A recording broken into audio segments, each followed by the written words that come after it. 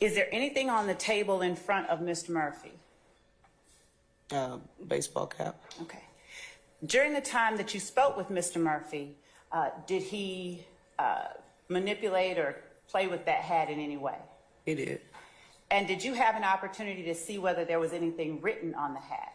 Yes. Would you tell the jury whether what is written on the hat is decipherable in the video as we look at it? Jurors can make that out, Your Honor. Object. Overruled, sir.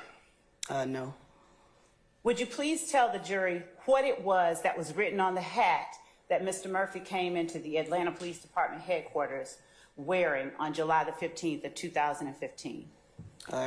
It read "Free Roscoe" across the front. During the course of your interview, did you ask him about that hat? Yes. Did he tell you anything specifically about it? I don't believe he did. We kind of joked about it when it had been sitting there on the table, but I didn't pay attention to it. And when he was playing with it, he flipped it around, and that's when I read it. And I was just teasing him about it. Okay.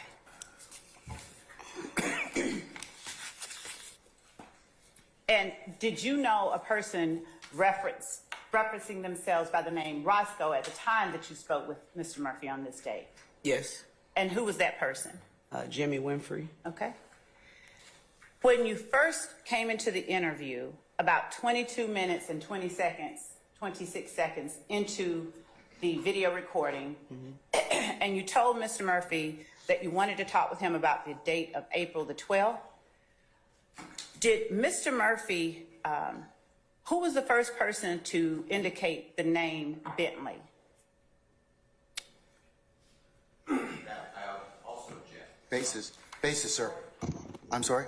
On the recording, best evidence. Overruled, sir. Mr. Murphy. Okay. Had you mentioned O.G. Bentley or Kelvin Treadwell to him at any time before you went into that interview room? No, I hadn't seen him before going into the room. And besides telling him at the beginning that you wanted to talk with him about the date, April 12th, and what happened at the sit-go, did you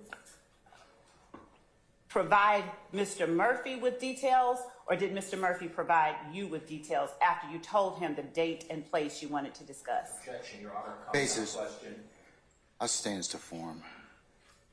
Who was thank you, Judge.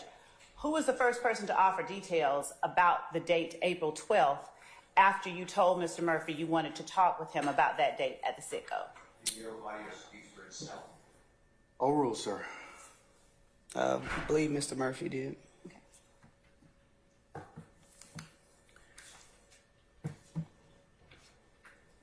During the course of your interview with Mr. Murphy, did he talk about something called stain, to the best of your memory? Yes. Right. Would you tell the jury, based on your knowledge, training, and experience, what stain meant in the context of your and Mr. Murphy's conversation? From my understanding, stain means a level of authority or respect within any particular game that you're involved in. Did you also speak with Mr. Murphy about how he got to where he was from the music that you are aware he was interested in? Question vague. I stand the questions to form. Okay. Rephrase it. Thank you, Judge. Your Honor, with the court's permission, I'm going to play a 10-second clip of the video at 2:51.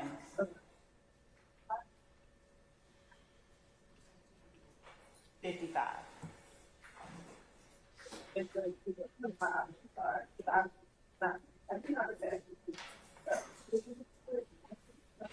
And while we're pulling that up, before seeing the Free Roscoe hat in front of Mr. Murphy, had you seen Free Roscoe as a hashtag or slogan anywhere else before that day?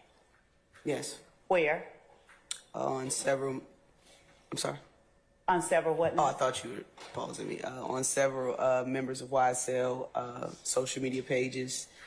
They had it printed on T-shirts, hats, stickers throughout the city, posted on poles and buildings. And did you see any of those stickers, messages, posts prior to the date that Lil Wayne's bus was shot up in the city of Atlanta? No.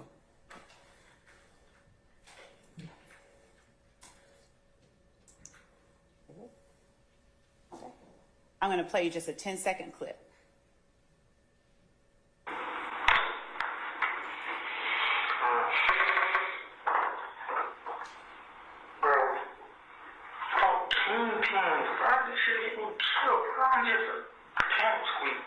I understand it, kid. I ain't shot nowhere. How did you get called up there with all that? I was just at the wrong place at the wrong time. I'm talking about not just this particular incident. I'm talking about period. Huh? Period. How did y'all get caught up with that? I remember when Thug was rapping, he was a red cartel, you was a real cartel, y'all would block and all of that. How did it go from for real music to all of that?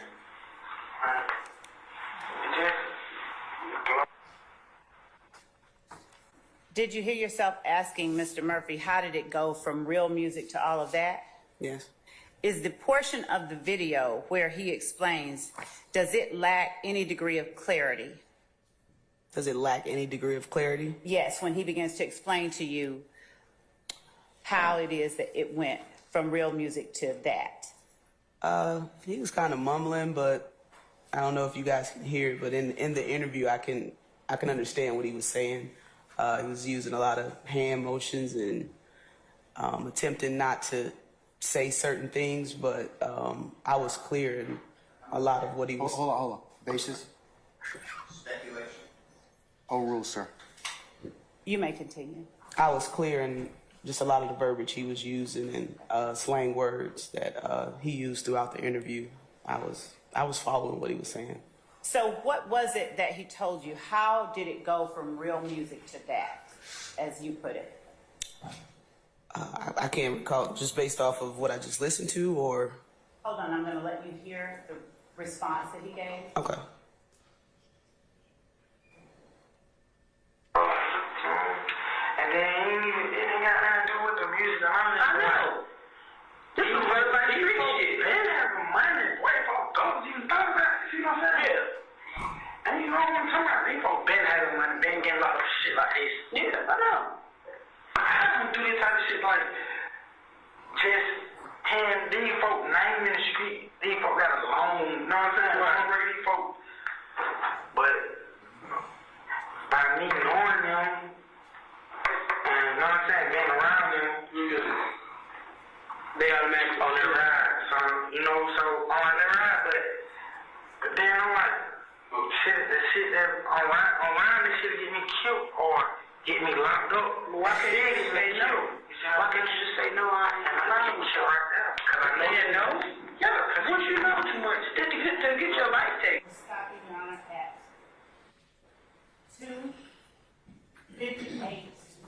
2:53:35.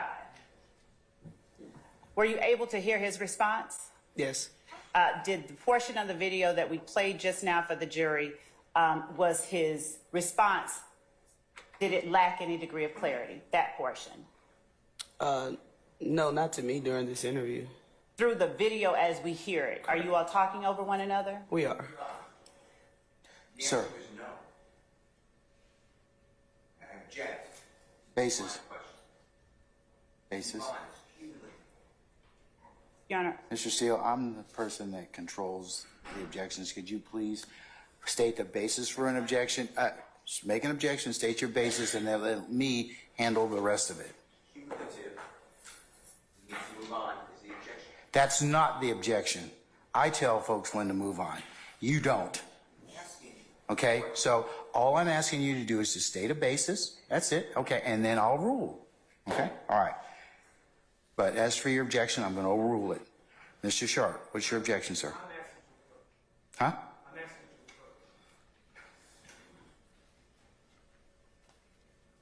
Okay.